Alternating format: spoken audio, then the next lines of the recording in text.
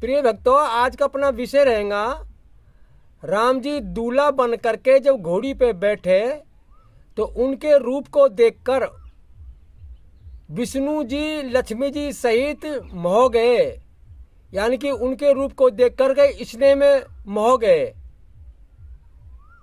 तो प्रश्न यहाँ ये खड़ा होता है कि राम जो है वो विष्णु जी राम बन करके आए हैं, तो यहाँ विष्णु जी राम बन करके आए हैं, तो विष्णु कहाँ से आ गए जो राम को देखे और मोह जाए?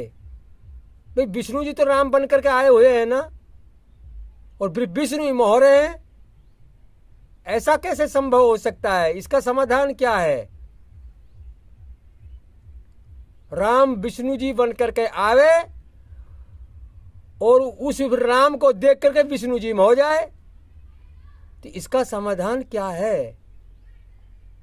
आप अपना प्रश्न दोबारा देख लीजिए, क्या बोल रहा हूं मैं ये बोल रहा हूं कि राम जो है वो विष्णु जी राम बन करके आए और फिर राम के रूप को देख करके लक्ष्मी जी सहित विष्णु जी मोह गए। तो ऐसा कैसे हो सकता है? इसका समाधान क्या है?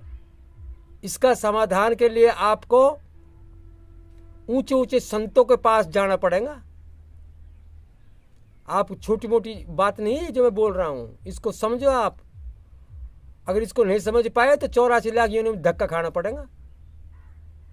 जन्मोगे मरोगे, जन्मोगे मरोगे, कभी मोक्ष नहीं मिलेगा, केवल जन्म मरण से रहित नहीं होंगे। तो इसलिए इस बात को समझने के लिए मैं वीडियो बना रहा हूं। पहले तो मैं आपको ये प्रमाण दे दूं कि विष्णु जी बन करके राम आए हैं, मतलब विष्णु जी ही राम बने हैं। जब नारद मुनि का बंदर का मोह बना दिया विष्णु जी ने और नारद मुनि स्त्री को पाना चाहा, तो स्त्री ने बरमाला विष्णु के ऊपर डाल दी, तो नारद मुनि ने वहां विष्णु को श्राप दे दिया और क्या कहा, और शिव जी के गणों को भी श्राप दिया, जो हंसी करी शिव जी के गणों ने। तो वहां ये चौपाई आती है, भुजी वाले विषय जीते ही तुम जैया, धरई विष्णु मनुज तनु तैया। भुजी वाले विषय जीते ही तुम जैया, धरई विष्णु मनुज तनु तैया। शिव जी के गणों से कहा, जब तुम भुजाओं के बल पे पृथ्वी के राज जीत लोगे कुंभकर्ण रावण होकर के, तब विष्णु जी मनुष्य शरीर धारण करेंगे। एक तो ये प्रमाण है। और दूसरी चौपाई ये है, विष्णु सुरहित नरोत्तन धारी, सो सर्वज्ञ जथा त्रिपुरारी। विष्णु सुरहित नरोत्तन धारी, सो सर्वज्ञ जथा त्रिपुरारी। विष्णु ने देवताओं के हित के लिए मनुष्य शरीर धारण किया।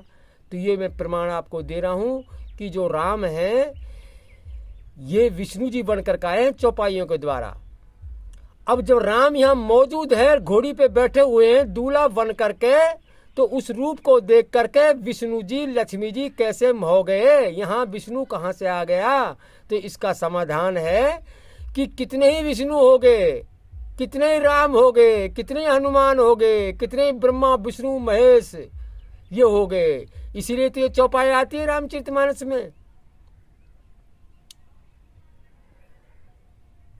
कि जासु अंश उपजई गुण खानी, अनगिनती लक्ष्मी उमा ब्रह्मानी। जासु अंश उपजई गुण खानी, अनगिनती लक्ष्मी उमा ब्रह्मानी। किसके अंश से ब्रह्मानी? लक्ष्मी, विष्णु, राम, कृष्ण, शेष, ब्रह्मा, ये उत्पन्न हुए किसके अंश से उपजे हैं? उसकी खोज करनी अपन को। उसको सर्वज्ञ प्रभु कहते हैं, उसको महाविष्णु कहते हैं, उसको समझना है। तो उसके अंश से कितने ही ब्रह्मा हो गए, कितने ही विष्णु हो गए। तो कहने का तात्पर्य यहाँ ये है कि विष्णु एक पद है, ब्रह्मा एक पद है, शिव जी एक पद है, शेष एक पद है। तो इसी पद पे जो विष्णु था वो तो राम बन के आ गया। अब उस पद पे कोई महान आत्मा जिसने तप किया, भजन किया, उसकी ड्यूटी है, वो विष्णु पद पे है। कोई महान आत्मा वो लक्ष्मी पद पे है।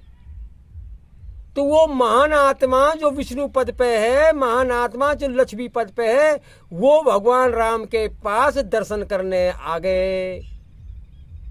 ये जो वर्तमान का विष्णु था, भूतपूर्व, ये तो मतलब राम जी बन गया। लेकिन वर्तमान में जो विष्णु है वो दर्शन करने आ रहे हैं यहाँ। उसके लिए तुलसीदास जी लिख रहे हैं इस गहराई को। ये बड़ा गूढ़ ज्ञान है, इसी को समझना आ रहा हूँ। तुलसीदास जी क्या चौपाई लिख रहे हैं, क्या दोहा लिख रहे हैं यहाँ। हरि हित सहित राम जब जो है, रमा समेत रमापति मोहे। हरि हित सहित राम जब जो है, रमा समेत रमापति मोहे। कि राम जब दूल्हा बन के घोड़ी पे बैठे तो लक्ष्मी जी सहित विष्णु भगवान उनके रूप को देख करके मोह गए। तो इसका समाधान मैंने आपको बड़ी गहराई से बताया है।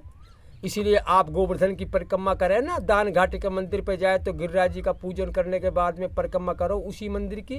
तो पहले हनुमान जी आएंगे, फिर गणेश जी आएंगे, और फिर कलिक जी महाराज आएंगे, फिर नाथ जी महाराज आएंगे। तो वहाँ देखो जहाँ कलिक अवतार है तो क्या लिखा हुआ है, महाविष्णु के मुख्य 10 अवतार।